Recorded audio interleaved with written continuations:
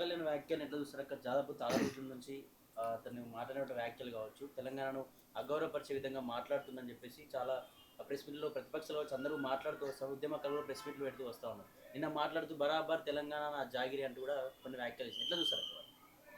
చాలా అహంకారపూర్వకంగా మాట్లాడుతున్నాడు పవన్ కళ్యాణ్. ఇప్పుడు ఒకప్పుడు తెలంగాణ యాస అంటే నాకు ఇష్టం, తెలంగాణ భాష అంటే నాకు ఇష్టం, తెలంగాణ ప్రజల ప్రేమ అంటే నాకు ఇష్టం, తెలంగాణ అంటే మొత్తంగానే నాకు గౌరవం అని మాట్లాడాడు.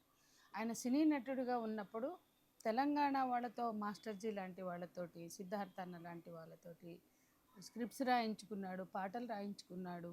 ఆ, ఆయన సినిమాలు సక్సెస్ చేసుకోవడానికి తెలంగాణ తెలంగాణ ప్రాంత మాండలికాల నుంచి మొదలు పెడితే పాటల వరకు వాడుకున్నాడు. ఇవాళ ప్రపంచం భారతదేశం అంతా తెలంగాణ ఫోక్ పాపులర్, ముఖ్యంగా తెలుగు నాట తెలంగాణ ఫోక్ చాలా పాపులర్.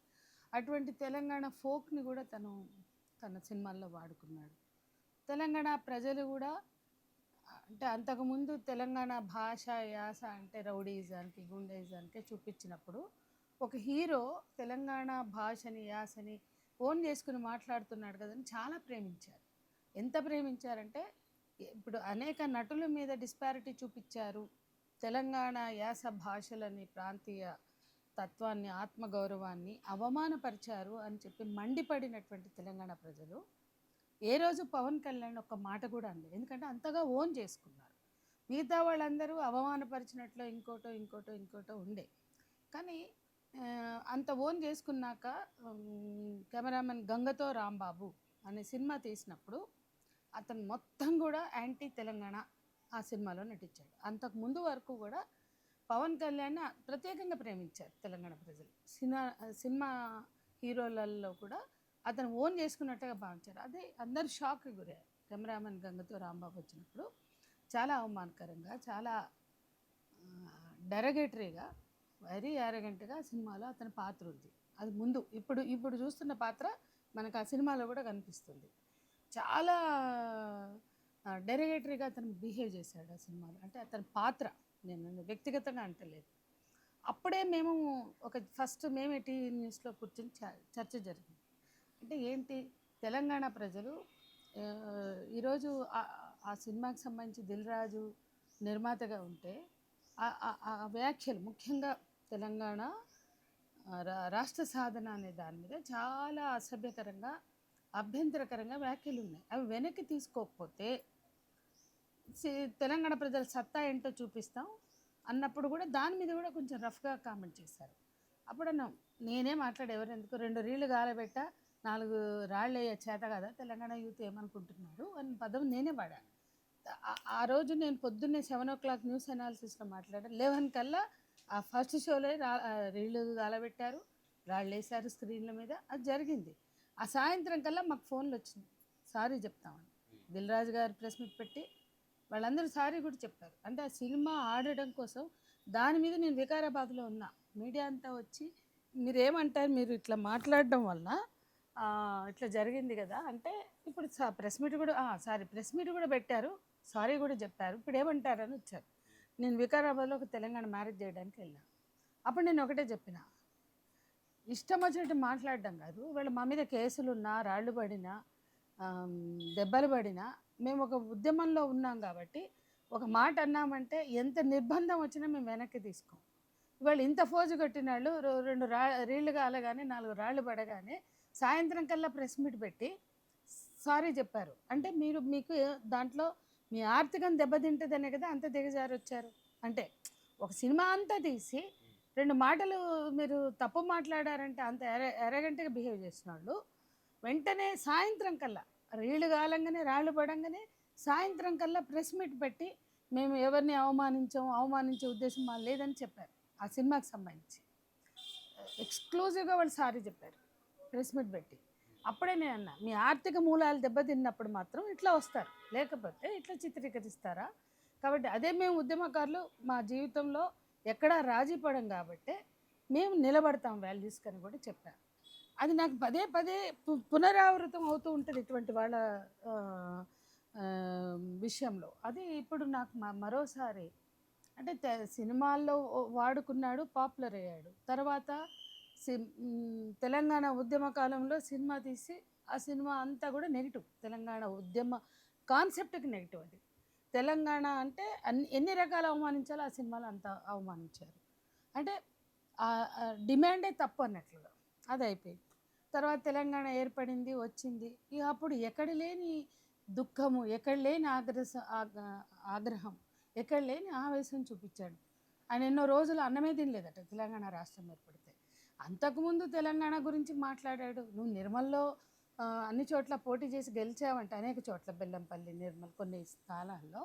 తెలంగాణ ప్రజల్ని నువ్వు ఓన్ చేసుకుంటే తెలంగాణ ప్రజలు నిన్ను నమ్మితేనే కదా ఓట్లేసింది. కానీ తెలంగాణ రాష్ట్ర సాధన సందర్భంగా పెద్ద మెలో డ్రామా క్రియేట్ చేశాడు. అసలు ఆయనకి నిద్రే పట్టలేదు, తిండే పట్టలేదు అన్నట్టుగా. ఆ కోనసీమ దగ్గరికి వెళ్ళి తెలంగాణ వాళ్ళ శాపం తగిలింది. కోనసీమ ఏ పొల్యూషన్కో లేకపోతే ఏ రకమైన వైరస్కో తెలంగాణలో ఆ సమస్యలు ఏర్పడ్డాయి. కోనసీమలో కొబ్బరి చెట్లకి ప్రాబ్లం వచ్చింది. అది వైరస్తో పోతుంది అంటారా, తెలంగాణ శాపం అంటాడా? ఇంత మూర్ఖుడు, ఇంత మూఢత్వం ఉన్నవాడిని మనం ఎక్కడ చూడం. అది ఒక మూఢత్వం.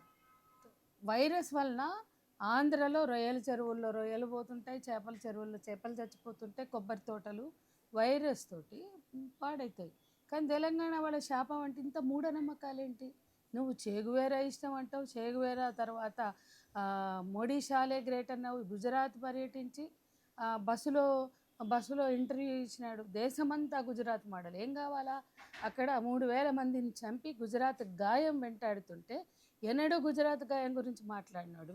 గుజరాత్ సక్సెస్ని దేశం అంతా కూడా చాటుతానంటాడు.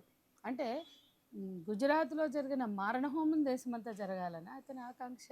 అంటే అడిగేవాళ్ళు లేరని. ఇదేమి సూడో ఇంటెలెక్చువాలిటీ, ఇదేమి హిపోక్రటిక్ మెంటాలిటీ.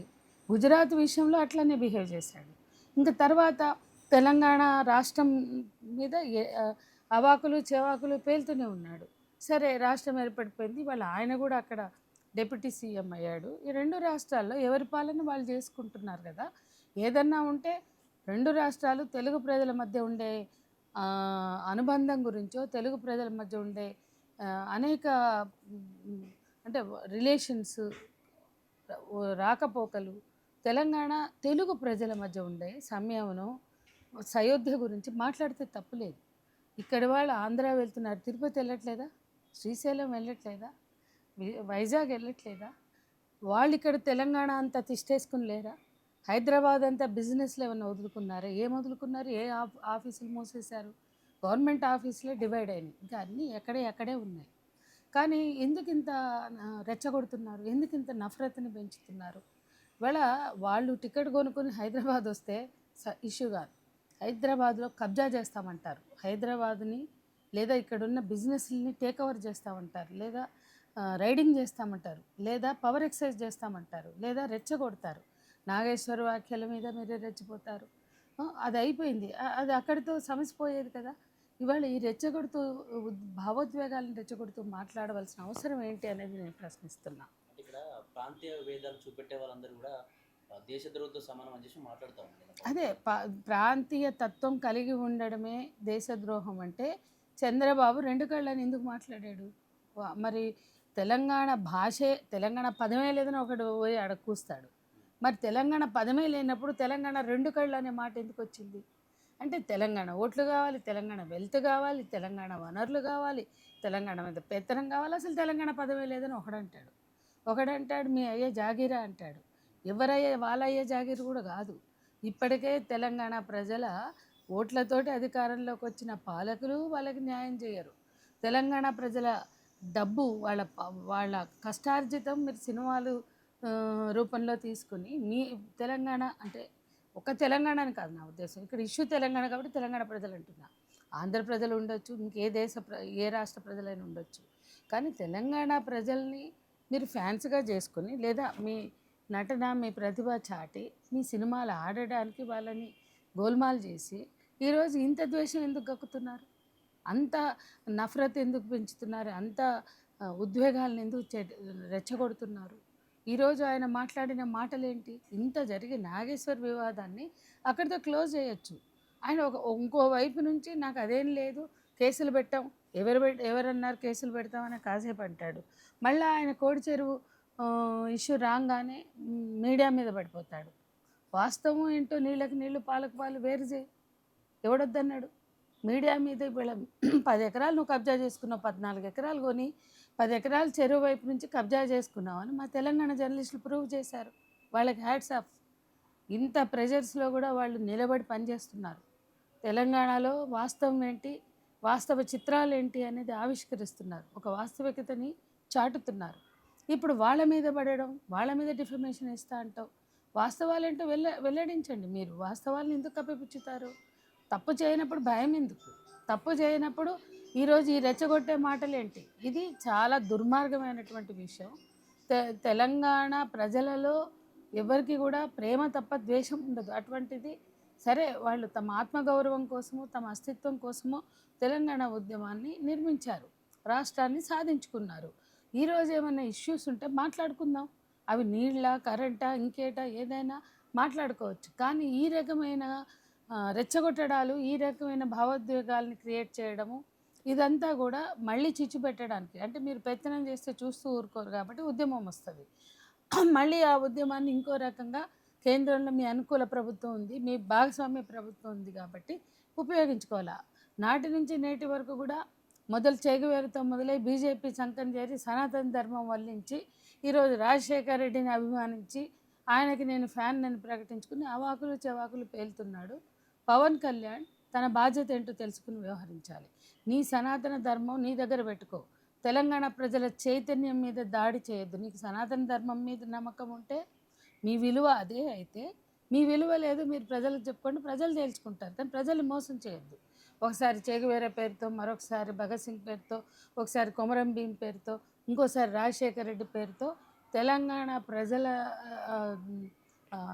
వాళ్ళ సెంటిమెంట్స్తో కానీ, లేదా వాళ్ళకు ఉండేటువంటి ఒక అస్తిత్వ రాజకీయాలతో కానీ, వాళ్ళకు ఉండేటువంటి ఒక కన్విక్షన్తో కానీ మీరు ఎప్పుడు కూడా ఆడుకోవద్దు. అట్లా ఆడుకోవడం వల్ల ఈ సమస్యలన్నీ తలెత్తుతున్నాయనేది కూడా గుర్తించాలి.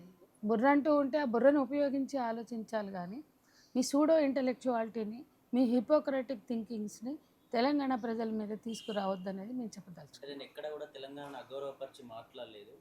తెలంగాణ కోసం నేను చాలా చేసిన, తెలంగాణలోనే పెరిగిన. ఉండగట్టు కూడా 33 కోట్ల రూపాయలు కూడా నేనే ఇచ్చిన. ఇంత చాలా చేసిన, నన్ను ఎందుకు ఇంత టార్గెట్ చేస్తూ ఉన్నారు? అసలు పవన్ నొక్కేటువంటి పరిస్థితి తీసుకొచ్చిన తెలంగాణ. అసలు పవన్ కళ్యాణ్ని ఎవరూ టార్గెట్ చేయలేదు నాకు తెలిసి. అతనే ప్రొఫెసర్ నాగేశ్వర్ గారు క్యాజువల్గా మాట్లాడిన మాటల్ని తీసుకుని జనసేన కానీ వాళ్ళు కానీ, ఇప్పుడు మొన్న ప్రొఫెసర్ నాగేశ్వర్ రౌండ్ టేబుల్ ఎందుకు జరిగింది? ఆయన మీద కేసులు పెడితే కేసులు వెనక్కి తీసుకోమని, ఆ కేసుల సందర్భంగా అనేక అంశాలు తీసుకొచ్చింది ఆ రౌండ్ టేబుల్లో వ్యక్తమయ్యాయి. వెంటనే కౌంటర్ రౌండ్ టేబుల్ పెట్టి, లేదా కౌంటర్ ప్రెస్ మీట్ పెట్టి, దాని మీడియా కూడా ఆ రోజు చాలా ప్రశ్నలు వేశారు. ఆ కౌంటర్ ప్రెస్ మీట్ పెట్టిన వ్యక్తులు సంపత్ నాయక్ లాంటి వాళ్ళు. ఆ కౌంటర్ ప్రెస్ మీట్లో వాళ్ళు మాట్లాడింది ఏంటి అంటే, పవన్ కళ్యాణ్ డబ్బులు పంచితే, పవన్ కళ్యాణ్ డబ్బులు వెదజల్లితే, పవన్ కళ్యాణ్ కొండగట్టుకు డబ్బులు ఇస్తే ఏం మాట్లాడొద్దా? ఆత్మగౌరవం ఉండొద్దా? కొండగట్టు నువ్వు భక్తితో చేసావా, బాధ్యతతో చేసావా? దానికి నువ్వే బాధ్యుడివి. మొత్తం తెలంగాణ ప్రజలు కాదు కదా.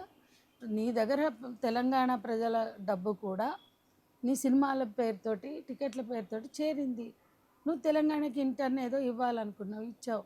అది నిజాయితీతో ఇస్తే, నిబద్ధతతో ఇస్తే ఈ రకంగా క్లెయిమ్ చేసుకునే అవసరమే ఉండదు. కాబట్టి ఎవరిని ఎవరు ఉద్ధరించలేరు. మీరు రాజకీయ నాయకులు, మీకు పవర్ కావాలి. మీ పవర్ కోసం మీరు పాకులాడుతున్నారు. రాజకీయ నాయకులు ఆర్టీసీలో ఉచిత బస్సు ప్రయాణం అన్నా, కరెంటు ఫ్రీ అన్నా, రైతు బంద్ అన్నా, మరొకటన్నా, మీ ఈ జనాకర్షణ పథకాలన్నీ మీ ఓట్ల కోసం, మీ అధికారం కోసం, మీ పవర్ కోసం. ఎవరిని ఎవరు ఉద్ధరించరు. రాజకీయ నాయకులు అసలే ఉద్ధరించరు. మేము ఎప్పుడూ చెప్తాం, గత 70 ఏళ్ళుగా చెప్తున్నాం. నేను ప్రత్యక్షంగా ఉద్యమాల్లోకి వచ్చిన నుంచి కూడా 45-50 ఏళ్ళుగా నేను ప్రత్యక్షంగా అనేక సందర్భాల్లో మాట్లాడా. ప్రజలని మోసం చేసి ప్రజల ఓటు బ్యాంకును కొల్లగొట్టడానికి అనేక హామీలు, పథకాలు ఇచ్చే మీరు క్లెయిమ్ చేసుకునే రైట్ మీకు లేదు. మీరు కేవలం ఓట్లు దండుకోవడానికి కోసం ఎర్రలు వేస్తున్నారు. ఆ ఎర్రలన్నీ మీ గొప్ప కాదు, ఆ ఎర్రలన్నీ మీ కాంట్రిబ్యూషన్ కాదు. ఖచ్చితంగా ప్రజల సమస్యల్ని పరిష్కరించే నిజాయితీ రాజకీయ నాయకులుకుంటే ప్రజల పట్ల గౌరవంతో చేయాలి. ఈ రకమైన ఎర్రలు వేసి కాదు, ప్రజలని నిజంగా వాళ్ళ సమస్యలు పరిష్కరించాలి. నీ చేతనైతే ఆంధ్రప్రదేశ్లో ప్రజల సమస్యలు పరిష్కరించు. సుగాలి ప్రీతి ఇష్యూలో ఈరోజు చాలా దాడులు వస్తున్నాయి, చాలా ఇష్యూస్ లేవనెత్తుతున్నారు. మరి దానికి సమాధానం చెప్పండి. ఏ ప్రభుత్వం అయినా ప్రజలకు వాగ్దానాలు ఇస్తారు, ప్రతిపక్షంలో ఉండగా ఆ సమస్యలన్నిటి మీద అనేక హామీలు ఇస్తారు, వాటిని రాజకీయం చేస్తారు, అధికారంలో రాగానే మొండి చేయి చూపిస్తారు. ఇవాళ పవన్ కళ్యాణ్ అంతకన్నా భిన్నంగా ఉన్నాడా? పవన్ కళ్యాణ్ రాజకీయాలు ప్రజల పక్షాన నిజాయితీగా ఏ విషయాన్ని పరిష్కరించాయి చెప్పండి, మీరే చూపించండి. ఈ విషయాల్లో ఈయన ప్రజల్లో పెను మార్పుని తీసుకొచ్చాడని చెప్పండి. అధికారం నిజంగా మీ చేతిలో ఉంటే అనేక మార్పులు తేవచ్చు. ఆ వైపుగా మీకు నమ్మి ఓట్లేసి డిప్యూటీ సీఎం చేసిన ఆంధ్రప్రదేశ్ ప్రజలను ఉద్ధరించండి. ఎవరు వద్దన్నారు? మిమ్మల్ని కూడా మేము గౌరవిస్తాం. ఆంధ్రప్రదేశ్ ప్రజలకు సేవ చేయండి. ఈ రకమైన మెలోడ్రామాలు, ఈ రకమైన డ్రమాటిక్ సీన్లు, ఈ రకమైన డ్రమాటిక్ డైలాగులు ఇవన్నీ తెలంగాణ ప్రజల చైతన్యాన్ని కబ్జా చేయలేవు అనేది మేము చెప్పదలుచుకున్నాం. ఇంకా చివరిగా పవన్ కళ్యాణ్ కావచ్చు, జనసేన నాయకులకి తెలంగాణ భయపడుతోంది, తెలంగాణ ఉద్యమకాలు కూడా భయపడుతున్నారు. అందుకే సభకు మనం పర్మిషన్ ఇవ్వలేదు, ఓన్లీ 2000 మందితో సభ పెడతామంటేనే భయపడ్డారు. నిజంగా మా ముఖ్యమంత్రి ఉప ముఖ్యమంత్రి వస్తే ఇంకెంత భయపడతారంటూ కూడా కొంతమంది మాట్లాడుతున్నారు. సరేనండి, ఇటువంటి ఫ్యాన్స్, అందులో సినిమా నటులకు సంబంధించిన ఫ్యాన్స్ అంటే వాళ్ళు కనీసం బుర్రా బుద్ధి లేకుండా వెర్రి వాళ్ళలాగా ఒక రకమైన బ్లైండ్ ఫాలోవర్స్ లాగా వాళ్ళు బిహేవ్ చేస్తారు. వాళ్ళ గురించి మన సమయాన్ని, మన తెలంగాణ ప్రజల చైతన్యాన్ని వెచ్చించాల్సిన అవసరం లేదు. ఆ ఫ్యాన్స్ మాటల్ని నేను పట్టించుకోను. ఆ ఫ్యాన్స్కి జవాబుదారీ ఎవరైతే అభిమాన హీరో ఉన్నాడో అతనే అవుతాడు తప్ప మనం కాదు. మనం మాట్లాడవలసిన విషయం ఒకటే, తెలంగాణ ప్రజల మనోభావాల్ని దెబ్బతీసే హక్కు పవన్ కళ్యాణ్ గారికి లేదు. ఆయన ఆంధ్రప్రదేశ్ ప్రజలకు ఏ సేవ చేస్తాడో అది నిజాయితీగా నిబద్ధత ఉంటే మనం కూడా ఆయనను గౌరవిస్తాము. కానీ తెలంగాణ ప్రజల మీద రైడింగ్ చేయడానికి ఒక మోకా తీసుకుని ఇవాళ మేము బరాబర్ వస్తాం, బరాబర్ పెత్తనం చేస్తాం, బరాబర్ మేము చేస్తాం, ఈ రకమైన మాటలు మాట్లాడడం వలన తెలంగాణ ప్రజలు కూడా ఆలోచిస్తారు. మీ పట్ల ఉన్న అభిమానము ఈరోజు ఇంకా కొనసాగుతుంది అంటే అది తెలంగాణ ప్రజలు మీ మీద పెంచుకున్న ప్రేమ. ఆ ప్రేమను కూడా తుంచివేసే విధంగా అడుగులు వేయొద్దు అనేది కూడా మేము హెచ్చరిస్తున్నాం.